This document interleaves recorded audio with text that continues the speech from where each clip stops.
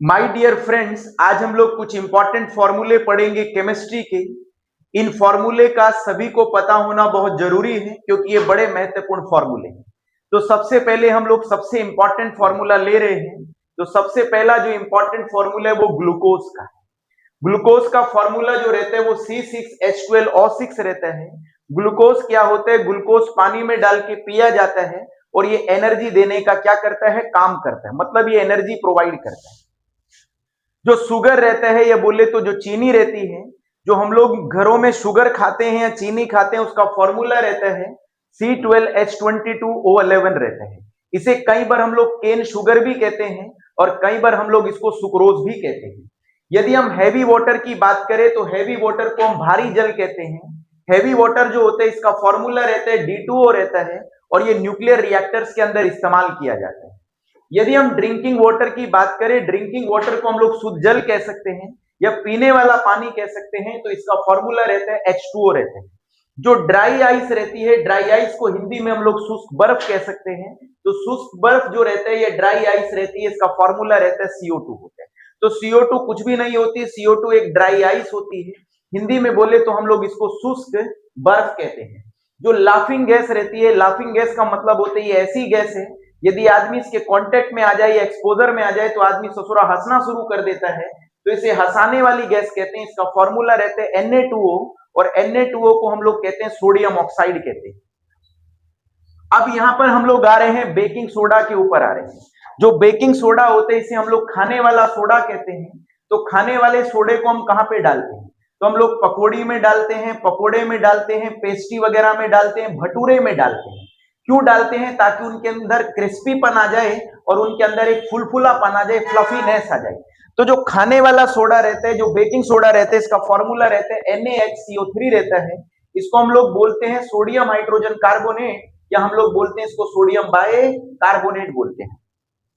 जो bleaching powder रहता है, ब्लीचिंग पाउडर क्या रहता है? ये एक तरीके का केमिकल होता है जिसे महिलाएं मुंह के ऊपर लगाती हैं ताकि जो मुंह के काले वाले बाल हैं इनका जो रंग है बिल्कुल स्किन जैसा हो जाए। तो ब्लीचिंग पाउडर का जो फॉर्मूला रहता है वो रहता है CaOCl2 रहता है। इसे हम लोग कहते हैं कैल्शियम ऑक्सीक्लोराइड। तो कैल्शियम ऑक्सीक्लोराइड जो रहता है ये ब्लीचिंग पाउडर का फॉर्मूला रहता है।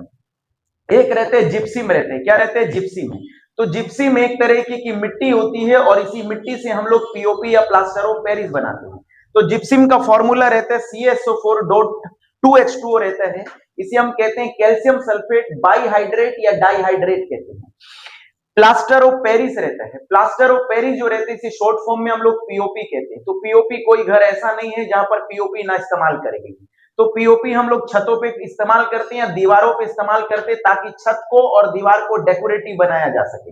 तो पीओपी का फॉर्मूला रहता है CSO4.12H2O रहता है। इसको यदि हम लोग पढ़े तो इसको कहते हैं कैल्शियम सल्फेट हेमीहाइड्रेट कहते हैं। क्या कहते हैं? हेमीहाइड्रेट कहते हैं। जो ब्लू विट्रॉल है, ब्लू विट्रॉल को हम हिंदी में ब्लूथोता कहते हैं। क्या कहते हैं? ब्लूथोता कहते हैं। तो ब्लू विट्रॉल का फॉर्मूला रहता है CuSO4.5H2O। यदि हम लोग इसको पढ़े तो इसको हम कहते हैं कॉपर सल्फेट पेंटाहाइड्रेट। क्या कहते हैं? बोलो। कॉपर सल्फेट पेंटाहाइड्रेट कहते हैं। और कॉस्टिक सोडा का फॉर्मूला रहता है NaOH। कॉस्टिक सोडा का क्या फॉर्मूला रहता है? NaOH रहता है। क्विकलाइम होता है। क्विकलाइम क्या होता है? बिना बुझा हुआ चूना है। तो बिना बुझा हुआ जो चूना रहता है इसका फॉर्मूला रहता है CaO। अब कहेंगे कि ये बिना बुझा हुआ चूना क्या होता है?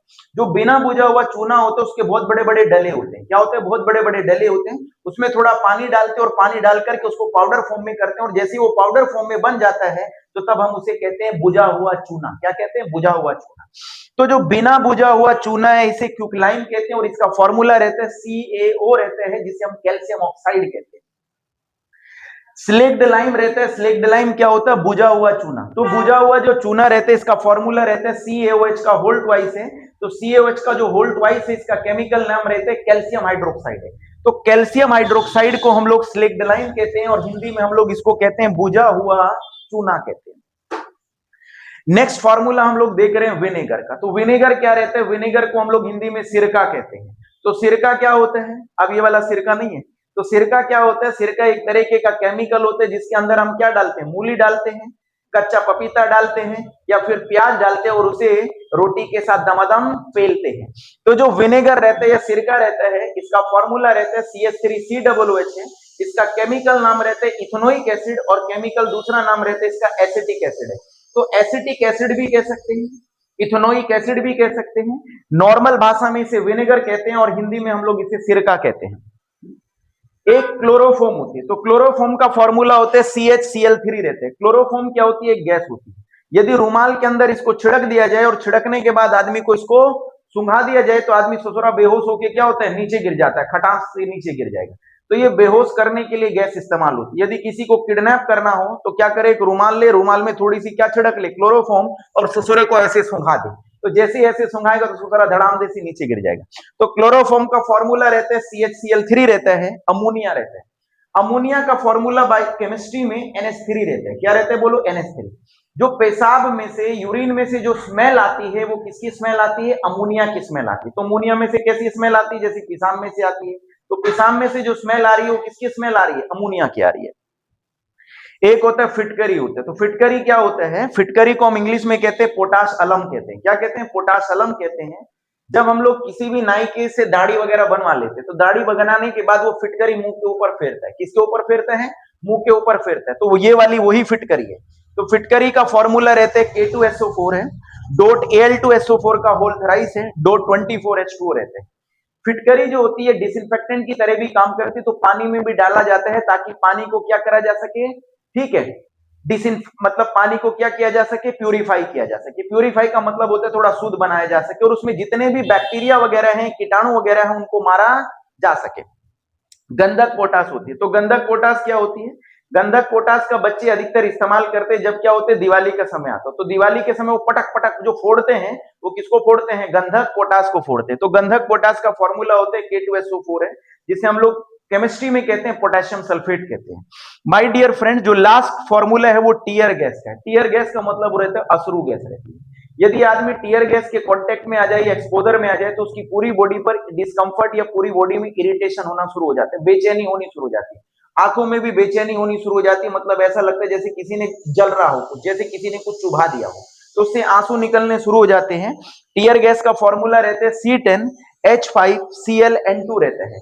इस टीयर गैस का जो पुलिस लोग होते हैं ये तभी इस्तेमाल करते हैं जब भीड़ के ऊपर कंट्रोल करना बहुत क्या हो जाता है? मुश्किल हो जाता है, तब ये टीयर गैस छोड़ देते हैं। तो लोगों को डिस्कंफर्ट फील होता है, आंखों में जलन फील होती है और जिससे लोग दूर दूर भागना क्या हो जाते हैं? शुरू हो जाते हैं। तो माय डियर फ्रेंड्स, ये कुछ इंपॉर्टेंट फॉर्मूले थे केमिस्ट्री के जिनका सभी को पता होना चाहिए। जल्दी से आप एक स्क्रीनशॉट लीजिए। ठीक है, आज के लिए इतना ही। धन्यवाद।